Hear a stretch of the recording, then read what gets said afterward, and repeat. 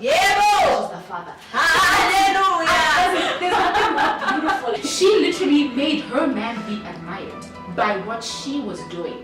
That's profound, you know? That's incredibly profound.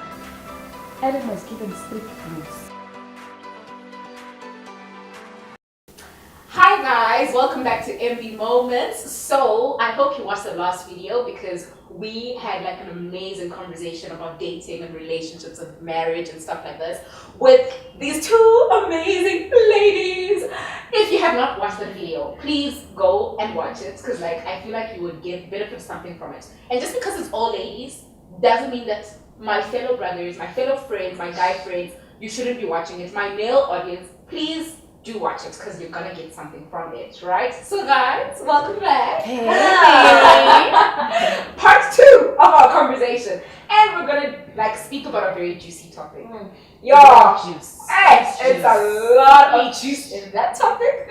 We're gonna talk about patriarchy and how that relates maybe to the word of God, because I've spoken to a lot of people. I used to be a debater, I say, and like, you know, speaking to some people, one of the major arguments that people spoke of in terms of why they might not even believe in God is the fact that it's not a fact, but basically their reasoning was the Bible is patriarchal and it seems as though it's oppressive to women, and so like basically they didn't understand some of the Bible or the verses in the Bible, you know, what they speak of when they're talking about the roles of women and men, right? So I decided I'm gonna get me some women who are filled with the Spirit to share what their revelations are about, you know, the roles of women and men and what the word says, right?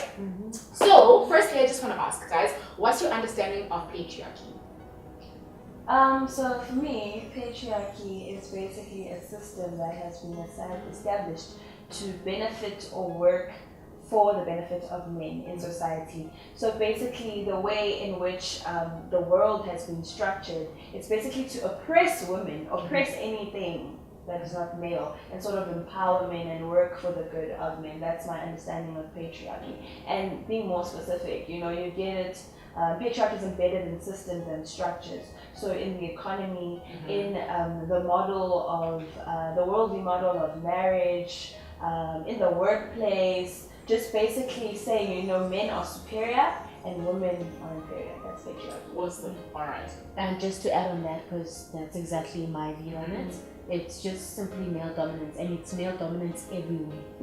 That's the thing, that it's everywhere. Everywhere you go, be it clothing, every single space, just the male comes first. Yeah.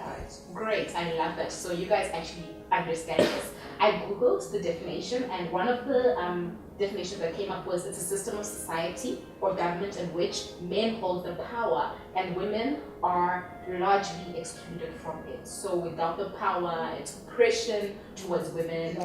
It's about power, right? Basically. So now that we have that out of the way, in this world where, you know, people are saying they're woke, and they're saying that we need to, you know, become more aware of the society that we live in today, and people come up with different ways of expressing how they want women to be empowered. We've had like people come up with this idea of God the mother instead of, you know, our father, you know, because basically what they're trying to say is, as women, we are people, you know, we also have a voice, so therefore we shouldn't be worshipping to a male God. It should be to a feminine God, right? So obviously those are some of the nuances that come through even within the feminist movement, and I understand that there's so many levels and layers to the feminism, right? There are different eras even, and different like I know that there's the first wave, second wave, third wave and stuff of feminism, right? So would you identify yourself as a feminist? And how do you reconcile that with your faith? Okay. Okay, so I've had this in the past internally, like an internal battle of, do I identify with feminism? Because as controversial as this may be in some spaces, before I am a woman, before I am black even, I'm a child of God. It was hard for me to even come to terms with it myself, because it's a lot to say, but I'm a child of God, I'm God's first. But understanding the real purpose of feminism, or from my understanding. Like we said, the truth is, being woke encompasses a lot of being aware. So the truth is, we need to be aware of our society. And the truth is, our society is patriarchal. Women have always been oppressed and subordinated and marginalized. And feminism is saying no. You know, women can also do great things. Women need to be allowed to participate in this society. And women are not inferior. So if that is the stance of feminism, which is what I believe in, then I am a feminist. However, I am very, I don't want to say selective, but there are certain things that I will not necessarily participate in, or I will not internalize, especially when they go against the principles of God, right? So you find that in some spaces where women are claiming to be feminists, I'm not saying that this is all feminist spaces or this is what feminists do. There's a lot of sort of this whole discourse of men are not necessary. We don't need men. The role of men is, you know, I'm not saying that's all feminists. Men are trash. Men are trash. Sorry. Men are trash. Yeah. I will not completely disregard men are trash because there's a purpose for it. But yeah, some things I don't internalize, but I would identify as feminist. But before I am any label in this world, I'm a child of God. Yeah. And you know, I love what you said because it shows so much that when there's a worldly view, especially with the definition of feminism and what we see right now, we see a worldly view, and once when you understand the fact that you're a child of God, you know how to take it and take this or take this or take that. And if the full idea or the main cause, if, let me say, the heart of feminism was truly from God, we wouldn't have to select or take away anything from it. Let me just say the principles I stand for. I stand for showing women that you have a destiny. Amen. That God has chosen a plan for you. There's certain things you have a kingdom. You are a king of the kingdom. Kingdom kid. You are a kingdom kid. You have a place in the world where it is your dominion. God had a dream. God saw you. God created you. He didn't just create Chunje for the sake of living. You have a destiny. There is things that you need to do in this world, and I want to make women aware of that. Yeah. That you have a whole be aware. Yeah. But the whole thing of now we gotta say we don't need men, we don't need this, it doesn't align.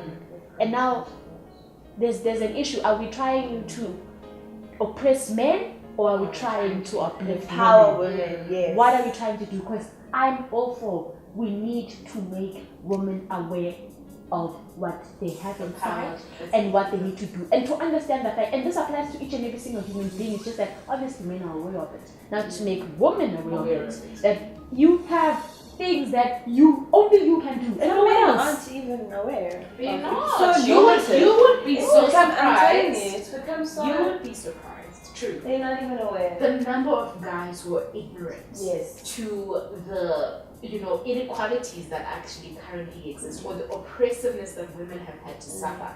Even people who are like young men who we are in the same school spaces with, even at work and people, you can see that inherently in them, they believe that, as a woman, there's a certain space that you're supposed to be in, and they box you in that space.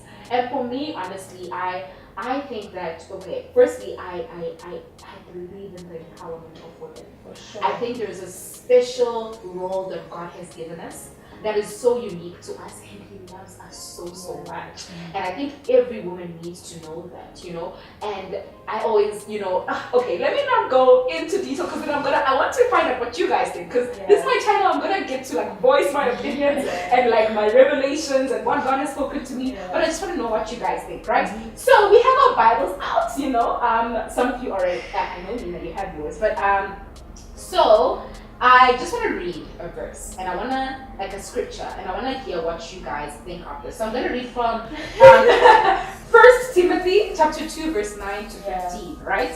And it says this, and I want women to be modest in their appearance. They should wear decent and appropriate clothing and not draw attention to themselves by the way they fix their hair or by wearing gold or pearls or expensive clothes. For women who claim to be devoted to God should make themselves attractive by the good things they do. Women should learn quietly and submissively. I do not let women teach men or have authority over them. Let them listen quietly. For God made Adam first, and afterward he made Eve. And it was not Adam who was deceived by Satan. The woman was deceived, and sin was the result. But women will be saved through childbearing, assuming they continue to live in faith, love, holiness, and modesty. Right? Then there's also the verse, I'm just going to try and keep it short, but Ephesians 5 verse 22 says that submit to your husbands. Basically, that's the verse that says women submit to your husbands, right? And then also read 1 Corinthians chapter 11 verse 2 to 10. I just wanted to pay close attention to one of the verses in that scripture. So that's 1 Corinthians chapter 11 verse 2 to 10. Mm-hmm. Verse 9 says, man was not made for women, but woman was made for men. Right. So, what do you think of this as a Christian woman, as a young Christian woman, at that, living in a society that's telling you all this? What's your revelation of what God is saying? What God was saying through Paul when he was writing, through Timothy and all these people? Would you regard that as patriarchy? First things first, and this is based on when we get saved. So our spirit gets saved, our souls are being saved, our bodies are going to be saved. And the reason I'm saying this is because most of the time we're not aware of the weakness of our flesh. Our flesh is weak.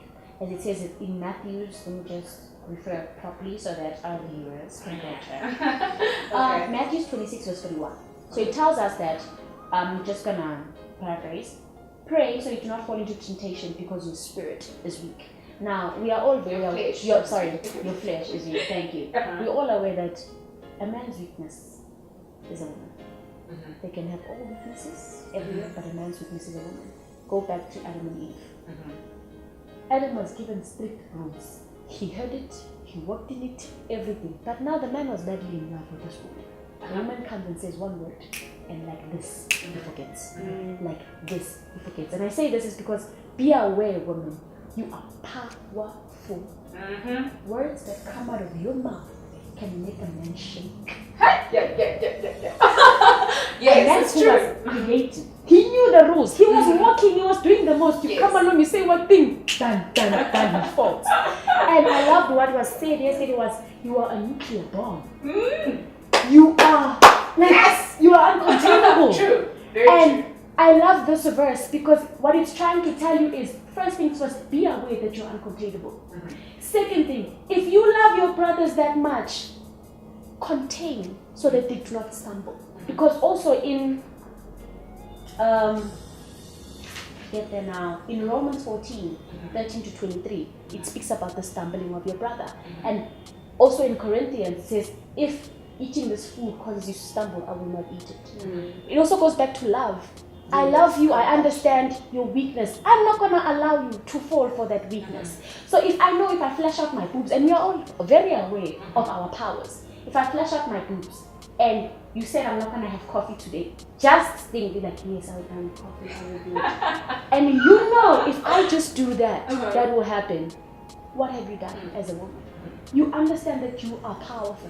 And that power, I would say that power should be fully expressed to my husband. Oh, I will show you all my powers. I will show you all my powers. But you don't live in this world alone. True. You live in this world with brothers who have destinies, who need to preach to someone. You don't even know if that person is supposed to preach to your child, and now because of something you've done, or said, I'm going to just explode, you've caused them to stumble. True. Derailing them from it. So it's a matter of, you are amazing and you know this. You are powerful and there's no way you can hide it. I mean, look at yourself. But you know, that argument is often problematized because people then say, okay, so I'm supposed to do something on behalf of him.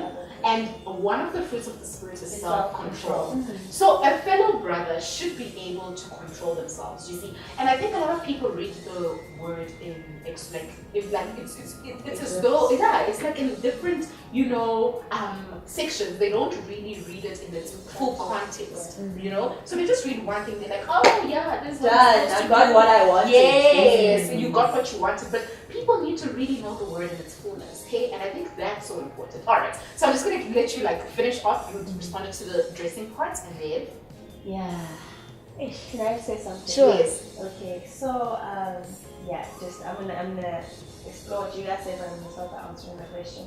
So that verse, when I came across it, I was also like, wow, Jesus. I was nervous, like especially the last one, like first I was genuinely touched. I was like, so we will become esteemed, or we will become redeemed by childbearing. That's my purpose. You know, there's so much in it, but And it's almost as though it's saying that women should just be seen and not heard. yeah. Because it says that they must be So silent much and they can't even emphasis. preach Yeah. and stuff. Yeah. So basically, I mean, when you look at that verse first glance, it seems to address very specific things. Dressing, braids, don't adorn yourself, don't talk in the church. But what I've noticed with God is a God of principles. And his principles are constant from Genesis to Revelation, right? So this this verse, although it looks like it's speaking to very specific things like dressing and what I mentioned, it's actually speaking to broader themes and broader principles of humility and modesty. Now, context. If you go back to that era, very early Rome, the women there used to, especially the rich women, they used to adorn themselves with high braids and like put jewelry and all of that. They were extra. Definitely sure to cause a public response, And when I look at the Gospels, when Paul writes the letters to the different churches, in the Gospels generally, they're addressing very specific things that are happening in the churches, like at that time. Okay? So you find that within that time, the people there, particularly the women, were struggling with modesty and humility. So these verses are there to teach us that as women, because that, like you said, we have much more capacity, to be beautiful, to be powerful. We need to be made aware that God's principle is for us to be modest. This is not just for women only, men also ought to be modest. God's principle is for us to be humble. You get specific instances where God is addressing, or where one of the apostles is addressing sexuality and sexual immorality, and it sounds as though it's being addressed to a man or to men. But it's because God knows the weakness of the woman. God knows the weakness of the man. So he has to address it directly. Not saying that it's specifically for you, it's for all of us, but God is saying, be aware of it. This is your strength, which can also become a disadvantage and a weakness, right? And taking it back to the Bible. So Peter earlier on speaks in 1 Peter 3, verse 3 to 4, and he says, do not let your adorning be external, the braiding of your hair and the putting on of gold jewelry, or the clothing you wear. So it's also emphasizing that let's not emphasize too much on our external appearance. We're investing so much on what's outside, forgetting that what's actually precious to God is what's inside, right? I'll use another example of a verse that I came across, and I was like, what are you saying, God? When God addresses the rich young ruler, so the rich young ruler, he's so enthusiastic. He comes to him and he says, God, tell me what do I have to do to inherit the kingdom of God? And Jesus, the most enduring thing for me that touched me, it says Jesus looked at him with love. God loved him. But God knew his heart, right? He knew his intention, but he still loved him. God is amazing, yeah. And God says to him, okay, you want to come through with the slide? I want you to stop all your possessions. That's just deep. The rich young ruler was like, I can't do that. And he walked away. And he ended up not, going and becoming an apostle of Christ. So I asked myself, what does that mean? Some people Is have wealth, or is it a sin to be rich, or does God not want us to be rich? No, God was addressing a very specific thing in that man's heart. His idol was his wealth. God says, if you love anything else more than me, that's a problem. That is a problem. It's a problem. So he's teaching them. There's a principle. You see that very specific situation points to a principle. The principle is God first. Don't love anything more than you love God. And he will challenge you. If you love your beauty more, if you love your hair more, if you love your money more, he wants you to let go of those things before you come to him. So it points to very specific principles. I don't think it's there to serve as an oppressive force to women. No. Oh wow. Okay. Wow. All right. So guys, when it comes to the verse that speaks of wives, submit to your husbands, right? people often regard Go submission. crazy! I'm not supposed to submit to my husband. Yeah, no, but independent woman. There are times where I'll be like, okay, personally, I'm gonna submit to my husband. It's not gonna come easy to me, I won't lie, but I have come to terms with the fact that that's what the word says. And okay, I'm not gonna share that. I'm gonna give you guys the opportunity to just voice what you understand by that, what your revelation is of that in terms of submission. Okay. Yeah. So, in terms of submission, yes, I am submitting to my husband because, firstly, I recognize that the husband I'm going to submit to is a husband who's going to lead me, is a husband who's going to teach Worthy me, of is a- submission. is a husband who's going to cultivate me because he has submitted to the one God. true Yeah, God, the Father. Hallelujah! There's nothing more beautiful, especially because we understand that we go to a church and we have spiritual fathers, right? There's nothing more beautiful where in my house I can say, you know, I had this dream, and you can say, maybe let me interpret it for you. Because the Lord has said, Well, let's pray. Let's pray. There's nothing where guidance is within the house. Yes. You need to recognize that a man can have an idea, but a man cannot expand that idea. The True. only person who can see the full picture and can expand is you. Amen. Because we're The incubated. woman in the Yes. house is the one who can say, you want to build a business, but trust me, the woman has seen the company name, has seen the building built, like, okay, I know what I need to Detail, do. yes. Has seen the detail. And what I love, especially goes back to now about choosing your husband, what I love is that God will make sure that your vision that has been put inside, all the things you really wanted to do within your kingdom will be aligned to what your husband wants to do. So when you guys are conquering, you are doing the most together. So to me, because there's also one in, I think it's definitely Corinthians. You go back to that way it says that it speaks about a woman's hair and men not covering their hair. Yeah. So it says men should not cover their hair. Timothy, because it's Timothy. Glory, Yeah. it's the glory of the man's head. It's like the glory of Women God, should right? Corinthians. And you can cover because you are the glory of a man. And I'm like, can you not see this? Can you not see the trickling down effect? That lead me. I am as long as God is in there, no man. Do this. Oh, awesome. All right. Okay, what's your take on it? Ooh, submission. I think your opinion or your perspective of submission is going to be shaped a lot, but by your idea of what submission means. Amen. So a lot of people, they read that verse and they stop there. First of all, first problem: women submit to your husband. Thank you, I'm done. I'm No, done. if you carry on reading the verse, it says, "Men, love your wives as Christ loved the church." Amen. First of all, I think that's an even bigger challenge. Bro, and it's a to challenge. love me like Christ loved the church. Amen. And like I said, I think God points to very specific things that He knows that those genders struggle with. So for instance, women love adoration. Women love to be valued. So God challenges the men. I want you to love your wife as I have loved the church. I am the model of love. And then He says to women can be pretty prideful people. Now, I want to make that It's general true. assumption, and say it's a generalization. Women are all prideful. But as women, sometimes, we have, That thing of I did it. moments, And yeah, I know. I so actually women observed submit that as well. to your husband because he is the leader of the house. Not to say that you have no importance or you don't have a valuable role to play in the household. Yes, of course you do. Women are so precious in God's eyes. Women are so precious in God's eyes. And there's a verse in the Bible that actually says, women, you are not independent of men. Do you know that?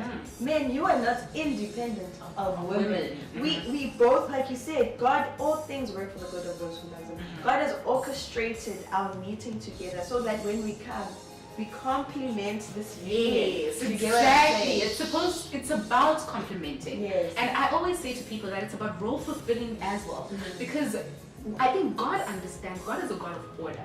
And God is also a God of principle, as you raised earlier. That He knows that you can't have two leaders in the same space. That's gonna cause conflict. That's gonna, people are not gonna be able to reach, decisions as early as they're supposed to, or it's gonna be a very difficult process, right? So I understand submission to be about role fulfilling, right? I'm supposed to submit, he's supposed to love me like Christ loved the church. But above and beyond that, I think submission should not be a forceful matter. It's not. I think when God is saying that, someone said you should love, your husband should love you into submission. So I believe that, guys, submission is actually a beautiful thing. It's beautiful. You know, I just want to Beautiful point thing. out something so small. And it's not small, but it's explosive. What you said about Christ loving the church. I don't know if people realize that Christ loving the church, Christ died for the church. Yay! What does it mean to die for You someone? need to constantly die unto self. Like he didn't just, he literally said, me, Mm-hmm.